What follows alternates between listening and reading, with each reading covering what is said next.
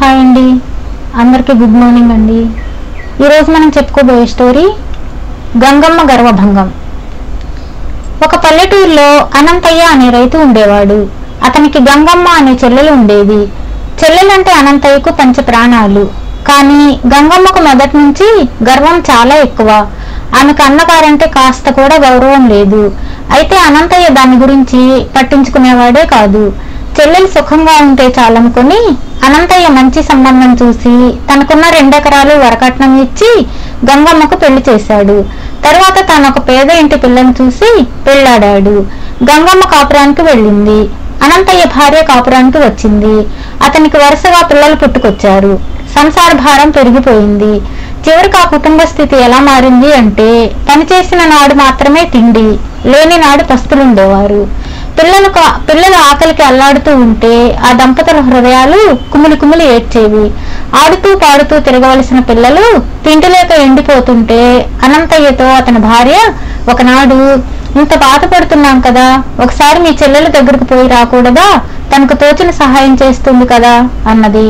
కావాలంటే పోయి రావచ్చు, కానీ వాళ్ళు మాత్రం ఏమంత కలవారని అన్నాడు అనంతయ్య. పోనీ వెళ్ళి చూసిరండి, పెళ్ళై 5 సంవత్సరాలైంది కదా, మన పరిస్థితి చూసి మీ చెల్లెలు సహాయం చేస్తే సరే, లేకపోతే చూసి వచ్చేయండి అన్నది భార్య. ఇక కాదనలేక అనంతయ్య మర్నాడు తెల్లవారుజామున భార్య ఇచ్చిన గంజి తాగి గంగమ్మ అత్తవారి ఊరుకు బయలుదేరాడు. అతను పగలంతా నడిచి సాయంకాలానికి ఆ ఊరు చేరాడు. ఆ వచ్చి అన్నగారిని గంగమ్మ అంత దూరంలోనే చూసింది.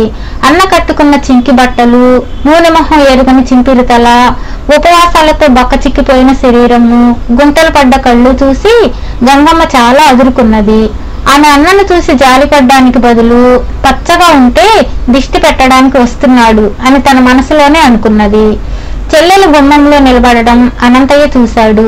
మళ్లీ చూసేటప్పటికి ఆమె కనిపించకపోయేసరికి కాళ్లకు నీళ్లు తేవడానికి వెళ్ళిందేమో అనుకున్నాడు. ఈ లోపల గంగమ్మ తన అన్నని ఎలాగైనా త్వరగా సాగనంపాలని నిశ్చయించుకున్నది. ఆమె లోపలికి వెళ్లి తాను కట్టుకుని ఉండిన వెలగల పట్టు చీరను వెంటనే విప్పేసి చిరుగులు పట్టి వెలిసిపోయిన పాత చీర కట్టుకుని మట్టి పిడతతో నీరు తీసుకుని విచారంగా బయటకు వచ్చింది. ఒక్క నిమిషంలో తన చెల్లెలలో కలిగిన మార్పును చూసి అనంతయ్య ఆశ్చర్యపోయి, ఒకవేళ తాను మొదట చూసినది మరొక స్త్రీ ఏమో అని మనసులో సరిపెట్టుకున్నాడు.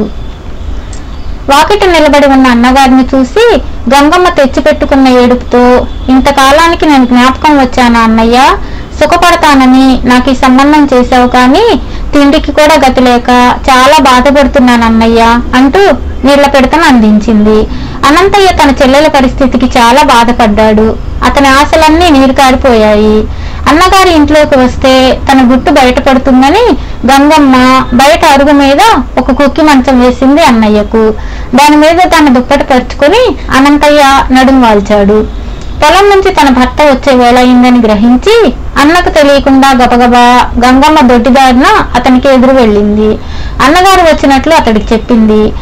రాక పెళ్ళైనంత కాలానికి బావమరిది తన ఇంటికి వచ్చాడని తెలిసి గంగమ్మ భర్త ఎంతో సంతోషించాడు. తన ఉద్దేశం భర్త గ్రహించకపోయేసరికి, అది కాదండి, మనకు డబ్బు ఉందని తెలిస్తే సహాయం చేయమంటాడు, అందుకని కాస్త కటిక పేదవాళ్ళలా నాటకం ఆడాలి అన్నది. పాపం రాక వస్తే అదేమిటి అన్నాడు భర్త. నా సొంత అన్నగారు, నాకు లేని ప్రేమ నీకెందుకు అన్నది గంగమ్మ. అదే నిజమే కదా అనుకున్నాడు ఆమె భర్త. గంగమ్మ ఒక పాత మంచం తెచ్చి తన భర్తకు కూడా బయటే వేసింది. గతిలేక ఆమె భర్త దాని మీద పడుకున్నాడు. తన బావమరిదిని పలకరించటానికి కూడా మొహం చెల్లక అతను అనంతయ్యను చూడనట్లు నటించాడు. ఈ రోజు పండగ. గంగమ్మ చాలా పిండి వంటలు చేసింది. పానకంలో పుడకలాగా అనంతయ్య రాకపోతే భార్యాభర్తలు ఎంతో ఆనందంతో వాటిని తినవలసింది. గంగమ్మ భర్తకు కడుపులో ఎలుకలు గంతులేస్తున్నాయి. ఒక రాత్రి వేళ వచ్చి లేపి భోజనం పెడతానన్నది భార్య. అందుకోసం ఎంతో ఆసక్తిగా నిరీక్షిస్తున్నాడు భర్త. అనంతయ్యకు మాత్రం నిద్ర పట్టలేదు. తన చెల్లెలి దారిద్ర్యం అతన్ని చాలా బాధిస్తున్నది. గంగమ్మ భర్త తన బావమరిదిని చూసి చాలా జాలిపడ్డాడు. అయినా తన భార్యను బయట పెట్టకూడదనుకున్నాడు. చలి జాస్తి అవుతున్నది. గంగమ్మ తన మంచం కింద ఉంచిన కుంపటిని ఆమె భర్త అనంతయ్య మంచం కిందకి మెల్లగా నెట్టి కొంత తృప్తి పడ్డాడు. అర్ధరాత్రి దాటింది. గంగమ్మ భర్త నిద్రలో మునిగిపోయాడు. అనంతయ్యకు మాత్రం నిద్ర పట్టలేదు. ఇంతలో గంగమ్మ నీడలాగా కదులుతూ మంచాల దగ్గరకు వచ్చింది.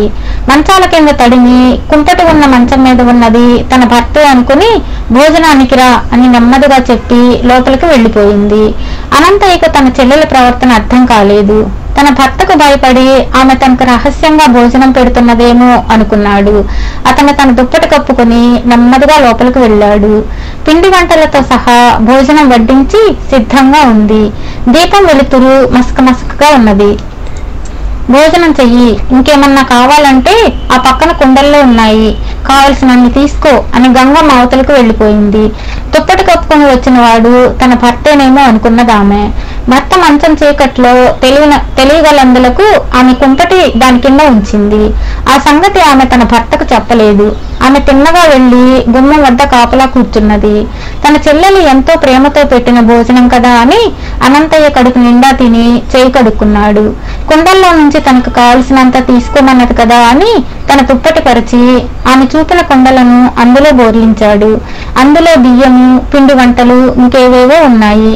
అన్నిటినీ మూట కట్టుకుని అనంతయ్య తన చెల్లెలని కేకవేస్తే బావగారు లేస్తారేమో అని భయపడి దొడ్డిదారిన బయటకు వచ్చి సంతోషంగా ఇంటి దాడి పట్టాడు.